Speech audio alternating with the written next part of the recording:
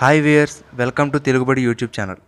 మనకి ఎన్నో పెట్టుబడి సాధనాలు ఉండగా స్టాక్ మార్కెట్లోనే ఎందుకు ఇన్వెస్ట్ చేయాలి అనే సందేహం వస్తుంది. స్టాక్ మార్కెట్లో కొంచెం రిస్క్ ఉన్నప్పటికీ ఎక్కువ రిటర్న్స్ వస్తాయి కాబట్టి మనం ఖచ్చితంగా స్టాక్ మార్కెట్లో ఇన్వెస్ట్ చేయాలి. ఈ రిటర్న్స్ ఎంతవరకు ఉండొచ్చు అని చెప్పడానికి ఉదాహరణగా ఇప్పుడు మనం ఒక కంపెనీ గురించి తెలుసుకుందాం. మనందరికీ విప్రో కంపెనీ గురించి తెలుసు. 1945లో స్టార్ట్ అయిన ఈ కంపెనీ మొదట్లో వంట నూనెలు తయారు చేసుకునేది. తర్వాత ఐటీ రంగంలోకి, ఎలక్ట్రానిక్స్ రంగంలోకి కూడా ప్రవేశించింది. ఆ విప్రో కంపెనీ షేరు 1980లో ₹100గా ఉండేది. అటువంటి సమయంలో ఎవరైనా 10,000 కనుక ఇన్వెస్ట్ చేసి 100 షేర్లు కనుక కొని ఉంటే అవి 2015 మార్చి నాటికి అక్షరాల 639 కోట్లు అయ్యాయి. అవును, మీరు విన్నది నిజమే. ఇక్కడ చాలామందికి సందేహం రావచ్చు, కేవలం 10,000 639 కోట్లుగా ఎలా మారతాయి అని. అందుకే ఈ వీడియోలో అంత రిటర్న్స్ ఎలా వచ్చాయి అనే దాని గురించి తెలుసుకుందాం. 1980లో 10,000 ఇన్వెస్ట్ చేసి ₹100గా ఉన్నటువంటి విప్రో షేర్లను 100 కొన్నామనుకుందాం. అంటే ఇప్పుడు మన దగ్గర 100 షేర్లు ఉన్నాయి.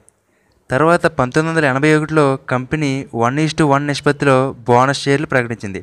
అంటే 100 షేర్లు ఉండవలసిన కాస్త 200 షేర్లుగా మారతాయి. తరువాత 1985లో కంపెనీ మళ్ళీ 1:1 నిష్పత్తిలో షేర్లు ప్రకటించింది. అంటే 200 షేర్లు ఉండాల్సిన కాస్త 400 షేర్లుగా మారాయి.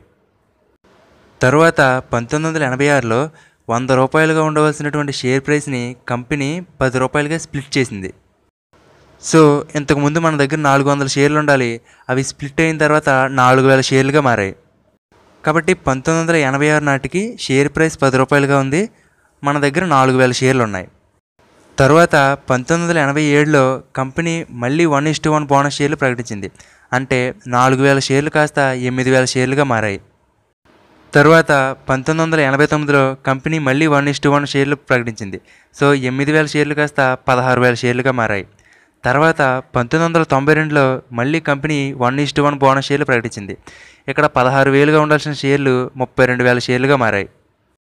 నెక్స్ట్ 1995లో కంపెనీ మళ్ళీ 1:1 నిష్పత్తిలో షేర్లు ప్రకటించింది. అప్పుడు 32,000గా ఉండాల్సిన షేర్లు 64,000 షేర్లుగా మారాయి. నెక్స్ట్ 1997లో కంపెనీ ఈసారి 2:1 నిష్పత్తిలో షేర్లు ప్రకటించింది.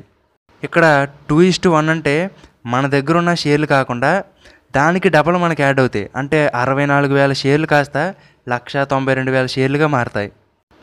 నెక్స్ట్ 1999లో కంపెనీ తన షేర్ ప్రైస్ని ₹2గా స్ప్లిట్ చేసింది. అప్పుడు 192,000గా ఉండవలసిన షేర్లు 9,60,000 షేర్లుగా మారాయి. నెక్స్ట్ కంపెనీ 2004లో 2:1 నిష్పత్తిలో బోనస్ షేర్లు ప్రకటించింది. ఇక్కడ 9,60,000 షేర్లు ఉండాల్సిన కాస్త 28,80,000 షేర్లుగా మారాయి. నెక్స్ట్ 2005లో కంపెనీ మళ్ళీ 1:1 నిష్పత్తిలో బోనస్ షేర్లు ప్రకటించింది. ఇప్పుడు 28,80,000 షేర్లు కాస్త 57,60,000 షేర్లుగా మారాయి. చివరగా కంపెనీ 2010లో 3:2 నిష్పత్తిలో బోనస్ షేర్లు ప్రకటించింది. ఇక్కడ 57,60,000 షేర్లు కాస్త 96 లక్షల షేర్లుగా మారాయి. అంటే మనం 1980లో కొన్న 100 షేర్లు ఇలా స్ప్లిట్ చేయడం వల్ల, బోనస్ షేర్లు ప్రకటించడం వల్ల 96 లక్షల షేర్లుగా మారాయి. 2015 మార్చి నాటికి విప్రో షేర్ ప్రైస్ ₹666 దగ్గర ట్రేడ్ అయింది.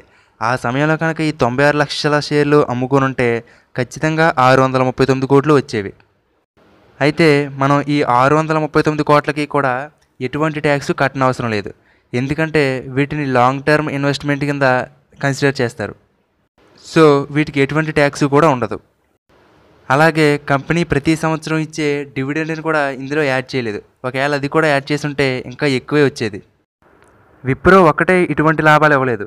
సిప్లా, ఇన్ఫోసిస్, టైటాన్, రిలయన్స్ వంటి ఎన్నో కంపెనీలు ఇటువంటి లాభాలను అందించాయి. కాబట్టి ఇక్కడ మనం గమనించవలసిన అంశం ఏమిటంటే, మంచి కంపెనీలను ఎంచుకొని లాంగ్ టర్మ్లో ఇన్వెస్ట్ చేస్తే తప్పకుండా మరీ ఇన్ని 100 కోట్లు కాకపోయినా చాలా మంచి లాభాలు పొందవచ్చు. ఓకే వ్యూయర్స్, ఈ వీడియో కనుక మీకు నచ్చినట్టయితే లైక్ చేయండి, అలాగే మీ ఫ్రెండ్స్తో షేర్ చేసుకోండి.